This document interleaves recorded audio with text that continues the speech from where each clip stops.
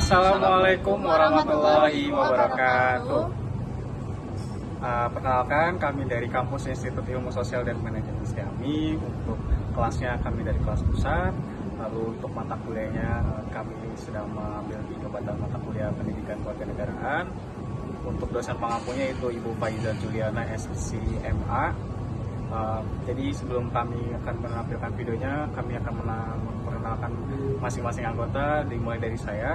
Nama saya Aditya Pratama Putra dengan NPM CA 2311442. Perkenalkan, nama saya Anang Nur Rahman dengan NPM CA 231110148. Perkenalkan, nama saya Nabila Aulia, NPM CA 231110227. Perkenalkan, nama saya Dini Skansari dengan NPM CA 231110015. Baik, itu dia perkenalan dari kami.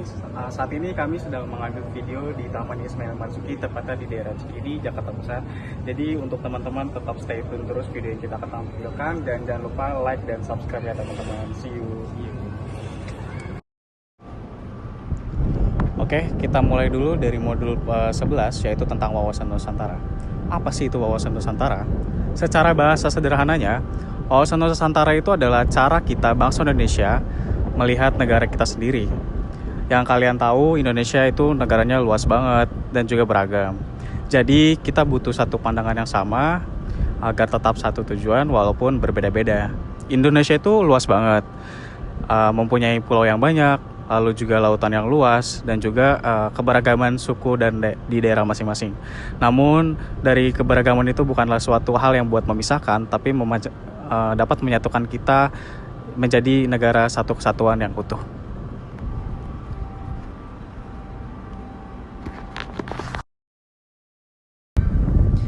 Melanjutkan, jika membicarakan tentang Indonesia, pasti tidak lepas dari kata beragam. Kita beda suku, agama, bahasa, dan adat istiadat. Tapi justru dari situlah Indonesia terbentuk. Wawasan Nusantara mengajarkan kita jika perbedaan itu bukan masalah. Selama kita tetap mempunyai rasa kebersamaan dan tujuan yang sama sebagai satu bangsa, jadi walaupun kita tinggal di daerah yang berbeda-beda, kita tetap bagian dari Indonesia yang utuh.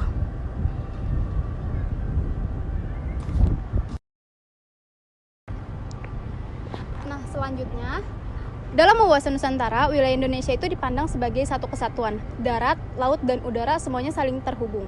Laut bukan pemisah, tapi juga penghubung yang menyatukan wilayah Indonesia. Cara pandang ini penting, apalagi karena Indonesia adalah negara kepulauan. Dengan begitu, kita nggak melihat daerah lain sebagai sesuatu yang terpisah, tapi sebagai bagian dari satu negara.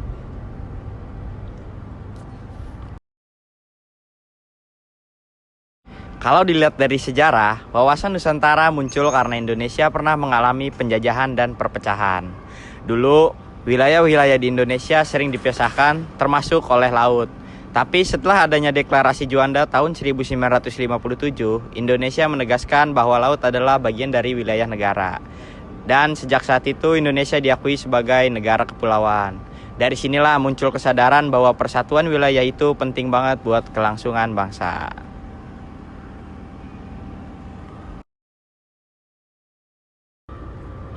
Dalam kehidupan sehari-hari kita juga, wawasan Nusantara tuh sebenarnya deket banget dalam kehidupan sehari-hari kita.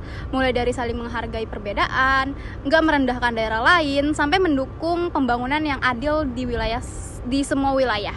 Intinya wawasan Nusantara tuh ngajarin kita buat selalu menempatkan kepentingan bersama di atas kepentingan pribadi atau kelompok.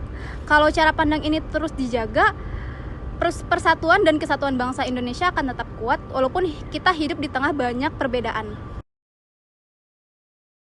Sekarang kita lanjut ke pembahasan ketahanan nasional. Kalau dijelasin secara sederhana, ketahanan nasional itu adalah kondisi di mana suatu bangsa punya kemampuan buat tetap bertahan dan enggak gampang goyah walaupun menghadapi berbagai masalah. Masalahnya pun enggak cuma soal perang atau keamanan, tapi juga bisa datang dari ekonomi, sosial, budaya, sampai pengaruh global dari luar negeri. Jadi ketahanan nasional itu penting supaya negara tetap stabil dan masyarakatnya bisa hidup dengan aman.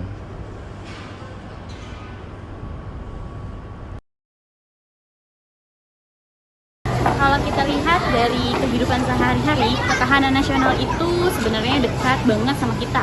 Misalnya saat ekonomi negara stabil, masyarakat bisa bekerja dengan tenang dan kebutuhan bisa terpenuhi. Ketahanan nasional itu nggak berdiri sendiri, tapi juga dibangun dari banyak unsur yang saling berkaitan. Ada faktor penduduk, wilayah, sumber daya alam, serta ideologi dan budaya. Kalau salah satu unsur ini lemah, misalnya ekonomi bermasalah, atau masyarakatnya yang mudah terpecah, maka ketahanan nasional juga bisa ikut terganggu. Makanya, ketahanan nasional itu harus dilihat secara menyeluruh, bukan cuma dari satu aspek saja. Oleh karena itu, menjaga ketahanan nasional bukan cuma tugas pemerintah, tapi kita juga menjadi tanggung jawab kita semua juga. Sebagai generasi muda, kita juga bisa memulai dari hal yang sederhana dulu, seperti menjaga sikap toleransi, terus juga ikut aturan yang sesuai yang sudah diberlakukan, lalu juga bijak menggunakan media sosial, dan juga tetap bangga dengan budaya sendiri. Kalau semua elemen bangsa saling mendukung dan bekerja sama, ketahanan nasional Indonesia juga bisa tetap kuat dan juga siap menghadapi tantangan ke depan. Jadi intinya, ketahanan nasional itu penting supaya bangsa Indonesia tetap utuh, stabil, dan mampu bertahan di tengah perubahan zaman. Terima kasih. Baiklah teman-teman, sekian dari kami. Semoga apa yang disampaikan bisa tersampaikan. Kurang lebihnya mohon maaf. Wassalamualaikum warahmatullahi wabarakatuh. End of flashback.